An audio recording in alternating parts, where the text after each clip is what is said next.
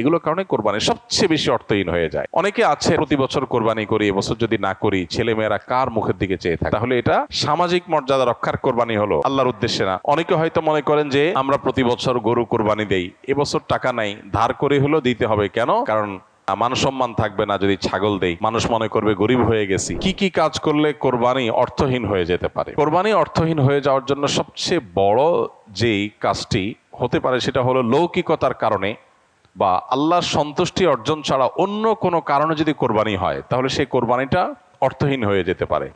কোরবানিটার সওয়াব পাওয়া থেকে আমরা বঞ্চিত হতে পারি। আল্লাহর কাছে এর কোনো বিনিময় আমাদের নাও থাকতে পারে যদি আমাদের এখলাস না থাকে। কোরবানিতে এখলাস খুব কমই থাকে। কোরবানিকে ঘিরে যদি আপনি বলেন সবচেয়ে বড় সতর্ক থাকার জায়গাটা কোনটা, তো আমি বলবো নিয়তকে খালিস করা। অন্য অনেক ইবাদত আছে, নামাজের ক্ষেত্রে আমরা আল্লাহর জন্য নামাজ পড়ি, সেখানে আসলে এখলাসের অভাব এত বেশি থাকে না। কোরবানির মধ্যে এখলাসের অভাব যত বেশি থাকে। মূলত কোরবানি এমন একটা ইবাদত যেখানে আল্লাহর উদ্দেশ্যে আমি পশু জবাই করছি, আবার পশুর গোশতটা আমার ঘরে তুলছি, অর্থাৎ ফিডব্যাকটা আমি পাচ্ছি। এরকম জায়গা যেখানে অর্থনৈতিক বা আর্থিক ইবাদত, সে আর্থিক ইবাদতের ফিডব্যাক বা উপকারিতা যদি আমরা নিজেরা পাই, সেখানে এখলাস ধরে রাখাটা আসলে কঠিন হয়। কোরবানিটা সেরকম একটা ইবাদত। এই জন্য আমি কোরবানি কেন করছি এটা আগে ক্লিয়ার করতে হবে। আল্লাহ বলেছেন লা ইয়ানালাল্লাহু লুহুমুহা ওয়ালা দিমাউহা ওয়ালাকিন ইয়ানালুহু আত-তাকওয়া মিনকুম।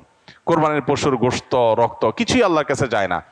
যেই চেতনা থেকে, যেই তাকওয়ার সুপ্ত চেতনা থেকে আমরা কোরবানি করি, সেটা আল্লাহর কাছে ঠিকই যায়। সো এখলাসটা এনশিওর করতে হবে, না হলে কোরবানি অর্থহীন হয়ে যেতে পারে। অনেকে আছেন প্রতি বছর কোরবানি করি, এবছর যদি না করি ছেলে মেয়েরা কার মুখের দিকে চেয়ে থাকবে, তাহলে এটা সামাজিক মর্যাদা রক্ষার কোরবানি হলো, আল্লাহর উদ্দেশ্যে না। অনেকে হয়তো মনে করেন যে আমরা প্রতি বছর গরু কোরবানি দেই, এবছর টাকা নাই, ধার করে হলেও দিতে হবে। কেন? কারণ আমাদের মুখ থাকবে না, মান সম্মান থাকবে না যদি ছাগল দেই, মানুষ মনে করবে গরিব হয়ে গেছি। এই যে মানুষ কি মনে করবে সেই চিন্তা থেকে আমি গরু কোরবানি করলাম, অর্থহীন হয়ে যেতে পারে কোরবানি।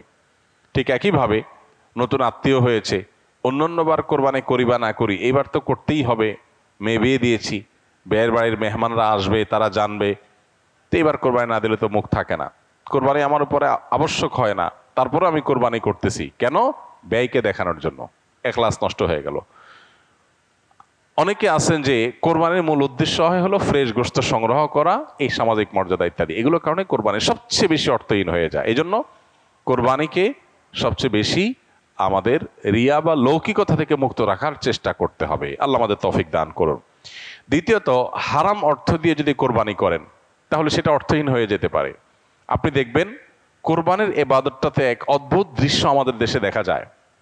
যারা যত বেশি প্র্যাকটিসিং, তাদের কোরবানির পশুর সাইজ সাধারণত তত কম থাকে। আর যারা যত বেশি নামাজ কালাম কম পড়ে, ইসলাম থেকে যত দূরে, তাদের কোরবানির পশুর সাইজ তুলনামূলকভাবে তত বড় হয়। অদ্ভুত না ব্যাপারটা?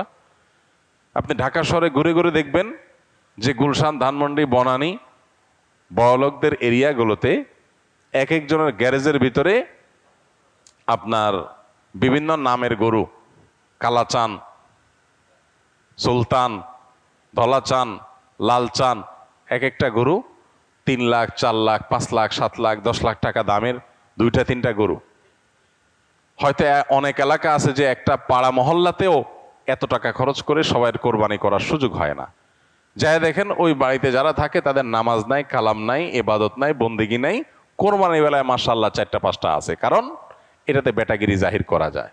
আর যদি নির্বাচন সামনে থাকে তাহলে তো কোনো কথাই নেই, তাহলে এবার 10টা গরু, 20টা গরু, 30টা গরু।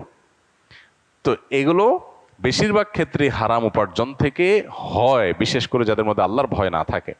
তো হারাম উপার্জন থেকে যদি কোরবানির পশু করা হয়, জবাই করা হয়, বা ওই যে লৌকিকতার কারণে মানুষ দেখানোর জন্য, বাহবা পাওয়ার জন্য যদি কোরবানি হয়, তাহলে সেই কোরবানি কি হয়ে যাবে? অর্থহীন হয়ে যেতে পারে।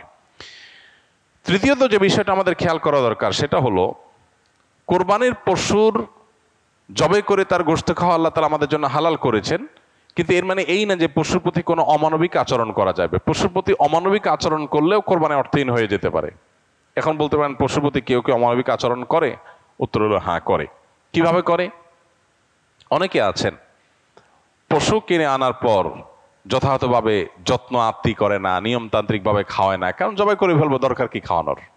আপনি 1 সপ্তাহ আগে, 5 দিন আগে বাজার থেকে পশু কিনে আনছেন, এটা ঠিক মতো খাওয়াইলেন না, যেখানে তার কষ্ট হয়, মশা টশা আছে যেখানে সেখানে তারে বেঁধে রাখলেন।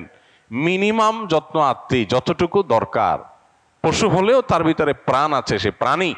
সো প্রাণী হিসাবে তাকে যতটুকু যত্ন করা দরকার সেটা না করে জবাই তো করে ফেলবো, দরকার কি আর কেয়ার করা? তাকে আপনি অহেতুক কষ্ট দিলেন, তাহলে এটা আপনার কোরবানিকে অর্থহীন করতে পারে। নবী সাল্লাল্লাহু আলাইহি ওয়াসাল্লাম বলেছেন, ইন্নাল্লাহা কাতাবাল ইহসানা আলা কুল্লি শাই। আল্লাহ প্রত্যেকটা বস্তুর প্রতি ইহসান করা, অনুগ্রহ করাকে আবশ্যক করে দিয়েছেন, ফরজ করে দিয়েছেন। প্রতিটা বস্তুর প্রতি কি করতে হবে? ইহসান করতে হবে। এই ইহসানের মানসিকতা আমাদের যদি না থাকে, তাহলে পশুর প্রতি যদি আপনি ইহসান না করেন, তাহলে আল্লাহর কাছে জবাবদিহি করা লাগতে পারে। আমরা যারা পশু কিনে আনি, নিজেরা জবাই করি, জবাই করার সময় কিছু অমানবিক আচরণ হয়। যেমন দেখা যায় জবাই করার পর কসাইরা বিশেষ করে চাকু দিয়ে গলায় খোঁচায়। এই গলায় খোঁচানোর পরে, খোঁচানোর কারণে দেখা যায় যে স্বাভাবিকভাবে রক্ত প্রবাহ হয়ে, রক্ত বের হয়ে যে মৃত্যু হতো, সেটা না হয়ে একটা পশু মারা যাচ্ছে অনেক সময় স্পাইনাল কর্ডে আঘাত করার কারণে। তো এই যে খোঁচাখুচি করে পশু মারলেন, অনেক সময় পশু খাওয়াটা পর্যন্ত হারাম হয়ে যেতে পারে যদি এরকম খোঁচাখুচি হয়। এই জন্য জবাইয়ের পরে ছেড়ে দিতে হবে, তার প্রাণ বাইর হওয়ার জন্য। স্বাভাবিকভাবে খোঁচাখুচি করা যাবে না চাকু দিয়ে। অনেক সময় দেখা যায় কসাইরা পশুর এখনো পুরো প্রাণ বের হয় নাই, এখনো মারা যায় নাই, রগ কাটা শুরু করেছে, চামড়া ছেলা শুরু করে দিয়েছে, নাড়াচাড়া এখনো করছে। এটা অমানবিক। তার প্রাণটা বের হওয়ার জন্য অপেক্ষা করতে হবে। নবী সাল্লাল্লাহু আলাইহি ওয়াসাল্লাম পরিষ্কারভাবে বলেছেন, তোমরা চাকু ভালো করে ধার দিবে। কেন? কারণ ধার দিলে পশু তাড়াতাড়ি জবাই হয়ে যাবে, অহেতুক তাকে খোঁচাখুচি করে কষ্ট দেওয়া লাগবে না। আমরা দেখা যায় নিজেরা হয়তো পশুর প্রতি অনেকে যত্ন করি, মায়া করি, কিন্তু পশুটা যে আপনার বিক্রেতার কাছ থেকে আপনি কিনে এনেছেন, এই পশু প্রতি সে হয়তো কোনো অমানবিক কাজ করেছে, যদিও তার দায়টা আপনার উপর আসবে না, কিন্তু সামাজিকভাবে আমাদের সবার উপরে এই দায়টা চলে আসে। আমরা জানি পশু পরিবহন থেকে নিয়ে, পশু বাজারজাত করা থেকে নিয়ে জবে পর্যন্ত ধাপে ধাপে পশুর প্রতি চরম অমানবিক আচরণ এদেশে করা হয়। পরিবহনে হয়, আপনারা জানেন, একটা ট্রাকে ধরা যাক যে 15টা গরু উঠানো যাবে, সেখানে 20টা গরু উঠানো হলো, 5টা গরু বেশি উঠানো হলো, তাতে পড়তা বেশি হয়ে যায়, খরচ কম পড়ে, ব্যবসাটা একটু বেশি হয়ে যায়। কিন্তু 5টা গরু বেশি উঠানোর কারণে কি হয়? ওই পশু যেগুলোকে উঠানো হয়েছে সেগুলোকে এমন গাদাগাদি করে দাঁড় করানো হয় যে তাদের গায়ে, শরীরে রীতিমতো ঘা হয়ে যায়, এবং মাঝখান দিয়ে এমনভাবে বাঁশ বেঁধে দেওয়া হয় যাতে কোনোভাবে বসতে না পারে।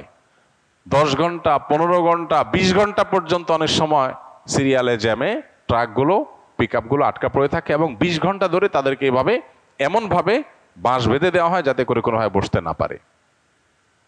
ছাগল দোকানে আপনারা দেখবেন, ঢাকায় যে সমস্ত আপনার ছোট ছোট ছাগল বিক্রির জায়গাগুলো আছে, দোকানগুলো আছে, সেগুলোতে দেখবেন গলায় রশি বেঁধে এমনভাবে ঝুলায় রাখা হয় যে হয়তো 1-1.5 ফিট বা আরো কম রশি রাখা হয়, এবং যাতে কোনোভাবে ছাগল বসতে না পারে। কারণ বসলে তো ক্রেতা দেখতে পাবে না, ক্রেতা যাতে সাইজ দেখতে পারে সেজন্য তাকে দাঁড় করিয়ে রাখা হয়। সে দাঁড় করানোটা কখন থেকে নিয়ে, ওই যে সকাল 7টা বা 6টা ফজরের পর পর পশুর দোকান খোলে তখন থেকে নিয়ে একদম রাত 8টা-9টা পর্যন্ত, এই পুরো সময় 12 ঘন্টা, 14 ঘন্টা, 16 ঘন্টা আপনি এইভাবে ঝুলায় রাখতেছেন একটা জীবন্ত পশুকে। অমানবিক আচরণ। এরপরে বাজারজাতকরণের সময় আমরা জানি পেটের মধ্যে হাওয়া দিয়ে ফুলানো হয়, পানি অতিরিক্ত জোর করে জবরদস্তি পান করে তারপরে ফুলানো হয়। এগুলো সব অমানবিক আচরণ। এগুলো আমাদের কোরবানির যে আসল রূহ এবং প্রাণ সেটাকে নষ্ট করতে পারে। এগুলোর দায় অবশ্য কোরবানিকারীর উপর আসবে না, কিন্তু কোরবানিকারীর দায়িত্ব আছে এইগুলোর ব্যাপারে সামাজিক সচেতনতায় সামিল হওয়া। সর্বশেষ যে পয়েন্টটা বলবো সেটা হলো, আমাদের কোরবানির পশুর যে বর্জ্য ময়লা আছে, এগুলো যদি পরিষ্কার করার দায়িত্ব কোরবানি কারক হিসাবে আমরা নিজের কাঁধে না নেই, আমাদের কোরবানিটা অর্থহীন হয়ে যেতে পারে। আমি কোরবানি করছি সওয়াবের জন্য, কিন্তু আমার কোরবানির কারণে যদি মানুষের কষ্ট হয়, সমাজের মানুষ বিপদে পড়ে, মানুষ অসুস্থ হয়, তাহলে সওয়াবের পরিবর্তে আমার কি হতে পারে? গুনাহ হতে পারে। আপনি কোরবানির পশু এনেছেন, এবার কোরবানির পশুর যে গোবর, তার পেশাব, বিষ্ঠা, এগুলো পুরো এলাকাকে ময়লা দিয়ে ভরে ফেলেছে, দুর্গন্ধে ছেয়ে গেছে। আপনি কোরবানিকারী, আপনার দায়িত্ব এগুলোকে পরিষ্কার করে যথাস্থানে ফেলে দেওয়া এবং মানুষের যেন কষ্ট না হয় সেদিকটা খেয়াল করা। পেশাব করেছে, পানি দিয়ে তাড়াতাড়ি করে ধুয়ে ড্রেনে এটাকে ফেলে দেওয়া এবং ড্রেনে যাতে আবার প্রবাহটা ঠিক থাকে সেজন্য আপনি ভূমিকা রাখা, এটা আপনার কর্তব্য। গোবরগুলো নিয়ে আপনি ড্রেনে ফেলে দিলেন, তাহলে ড্রেনে জলাবদ্ধতা তৈরি হবে, পানি প্রবাহ বন্ধ হয়ে যাবে এবং সেটার কারণে সেই বদ্ধ পানিতে মশা তৈরি হবে, ডেঙ্গু তৈরি হবে। সেখান থেকে মানুষ, এখন ডেঙ্গুর সিজন শুরু হয়েছে, গতকালকে না যেন আজকে পত্রিকা দেখলাম যে এবার মৌসুমের শুরুতে ডেঙ্গুর প্রকোপ ভয়াবহ। হয়তো এখান থেকে যে মশা তৈরি হয়েছে এটা কোনো মানুষকে কামড় দিবে, সে মানুষটা অসুস্থ হয়ে হসপিটালে ভর্তি হয়ে হয়তো মারা যাবে, লাখ লাখ টাকা খরচ হবে, আইসিইউতে যাবে, আপনি হয়তো জানান না, আপনি কোরবানি করে চলে গেছেন। তো এই জন্য আমাদের কোরবানির পশুর বিষ্ঠা, ময়লা, বর্জ্য এগুলোকে পরিষ্কার করা, যথাস্থানে ফেলা, যেখানে সেখানে না ফেলা, এবং ড্রেন অন্যান্য জায়গায় মানুষের রাস্তাঘাটের আশেপাশে চলাফেরার জায়গায় ফেলে মানুষের কষ্টের কারণ যেন না হয় সেটা লক্ষ্য করা আমাদের কর্তব্য। যদি না করি তাহলে এই কোরবানি অর্থহীন হয়ে যেতে পারে। ভাইরা আমার, প্রতি বছর এই বিষয়টাতে আমরা সচেতনতা সৃষ্টি করার চেষ্টা করি। কোরবানি হোক পবিত্র, আমাদের দেশও থাকুক পরিচ্ছন্ন, আমাদের পরিবেশটাও ভালো থাকুক, এই স্লোগানটা আমাদের মাথায় রাখতে হবে।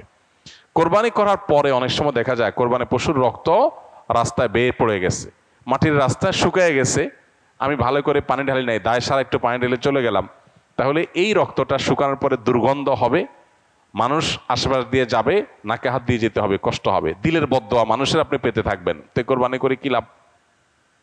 আল্লাহর বান্দাদের কষ্ট দিয়ে তো আল্লাহকে আপনি খুশি করতে পারবেন না।